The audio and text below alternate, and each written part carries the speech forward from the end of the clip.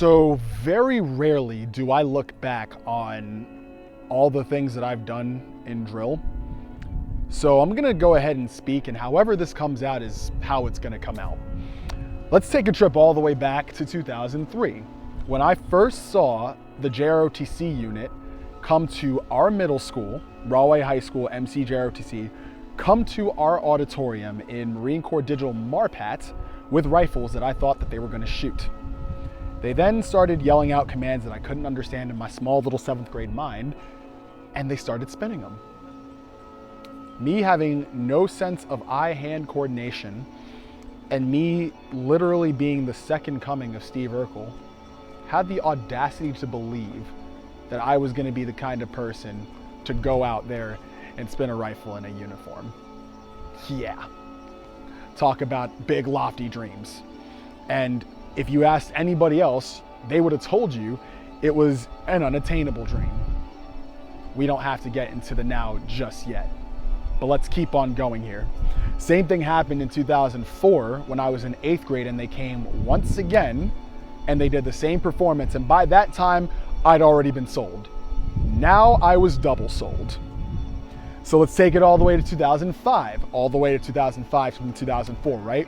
I went out to the side of Rahway High School, where cadets were outside and some cadets were in the gym. There were people who already knew how to drill and people who were learning how to drill. I joined the ranks of people who wanted to learn how to drill. Now, mind you, I am 4'9" with a nappy afro and a voice so high that when telemarketers called my house, they called me ma'am.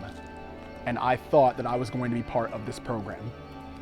It took me a good 6 months to learn the basics of drill. And in 2006, I would finally get my first single spin, only to have my excitement turn into disappointment because I had to do a reverse spin now. So it's like learning something new all over again. In 2007, all hopes of being on the exhibition drill were about half gone. But I was a performing member of our high school drill team at the National High School Drill Team Championships in regulation drill and inspection drill. On top of that, our school got 5th place overall at the National High School Drill Team Championships in Daytona Beach, Florida. In 2008, I finally made the exhibition team, and I became the regulation phase commander. That year at the National High School Drill Team Championships, not only did we get 1st place overall, but I also became a tandem runner-up, and I won the Commander's Trophy. 2 things that I absolutely did not plan for.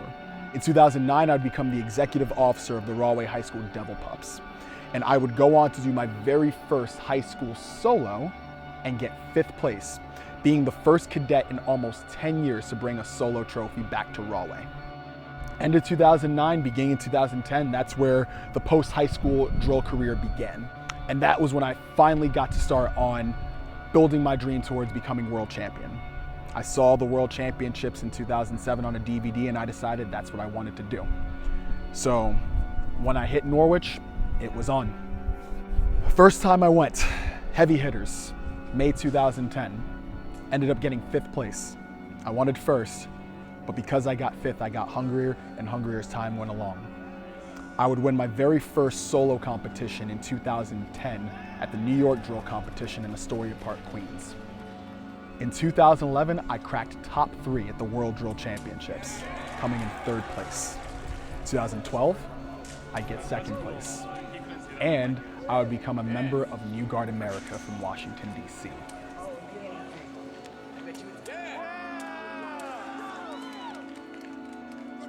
In 2013, that was kind of a transitory year. That was where I got 5th place at the World Drill Championships again, but also earned the John Ackroyd Spirit Award. So with that, there was only one more place to go, and that was to be the 1st place recipient at the World Drill Championships. 2014 was a tough year.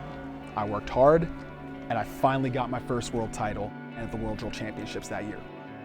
I would go on to do that one more time at this past World Championships, and even though it was online due to the coronavirus pandemic, the cool thing about that was more or less the culmination of 15 years being involved in drill as a competitor, as a coach, as someone who just wanted to give a positive message to other drillers out there, whether they were in high school or whether they were post-high school.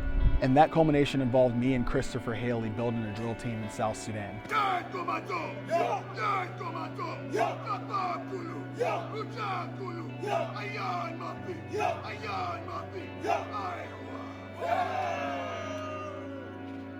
I say all this not to gloat, not to brag, but to reiterate the same thing that I've been pretty consistent sharing with you guys, whether I'm saying it online or whether I am telling you guys this to your faces. There's absolutely nothing that separates you from me except time, and in some of your cases, let's go ahead and be honest here, tan. A little humorous thing I like to throw in there, but this wasn't just to talk about all that I've done and leave some kind of motivational message. I could have done all that without it. But the thing is, I turned this camera on to let you guys know that after 15 years of being involved in pretty much the best sport, the only sport I've ever really done, this is where it all comes to an end.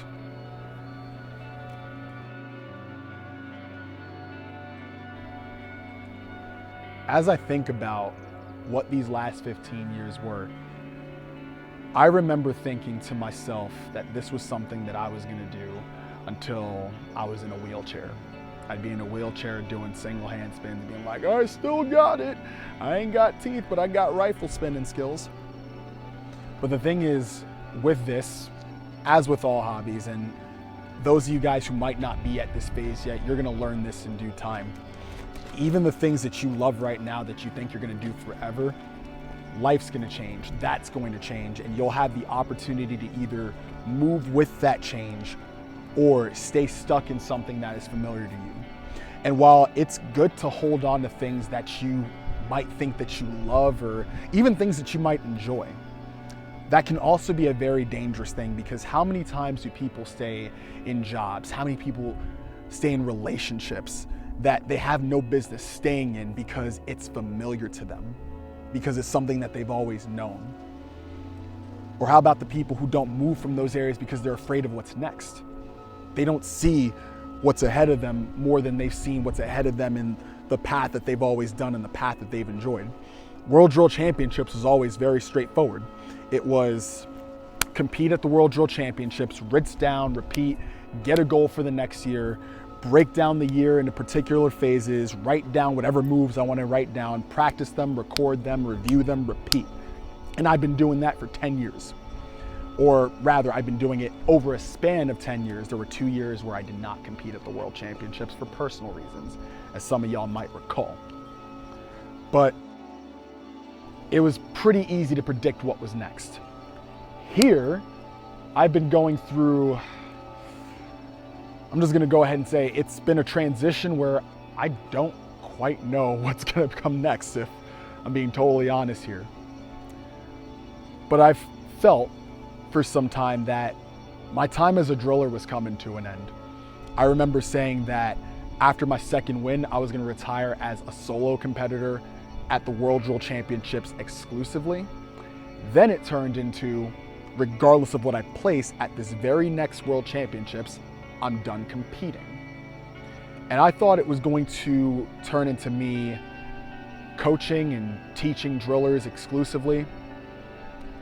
But life has moved in another direction almost faster than I realized, and everything in me tells me it's time to let it go, to back off, to divert the energy that I would otherwise put into drill, even practices, into the things that I feel like I'm supposed to be doing right now. Taking the attention from being the best military driller in the world to being the best business owner that I can be for my clients, to being the best family member that I can be. And eventually, whenever that time comes, if it's within the Lord's will, to be the best husband and the best father that I can be. Drill's always gonna be there. This is something that's always going to be there as long as I've got a rifle. I could spin every now and again, sure. I don't really plan on spinning every now and again. There's a lot coming down the pipeline, and Right now, I'm focusing all my attention on that. So what does that mean for YouTube? What does that mean for Instagram? YouTube probably won't see a whole lot of action, being totally honest with you, aside from Q&As, which, speaking of, I'll still be doing on Instagram, because even though I'm not actively going to be drilling anymore, I still want to be there for you guys. I still want to help you guys get to your next level in drill, however that looks, whether it's becoming a national champion, a state champion, a regional champion, even if it's just getting a move that you've been struggling with getting for God knows how many years. If I can help you guys be a part of that, I will. So I'm not just dropping off the face of the planet and nobody's ever seeing me again. But my time as a competitor and as a driller and as someone who's been giving y'all that same message over and over and over again is done. And I feel like it'd be repetitive ramble if I just kept on going.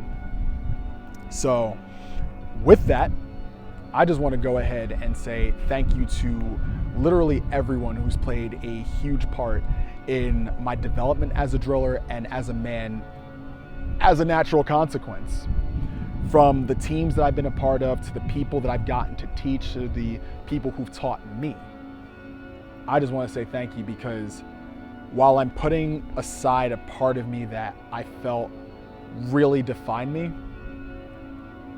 it's time to move forward using those lessons, using all of those jewels and those gems that I've gotten through the wins and the losses and the highs and the lows. There's really not much else to say at this point. Just want to say thank you all again. It's been awesome. Now it's time to put all this energy into what I'm meant to do. And we're going to see how that turns out.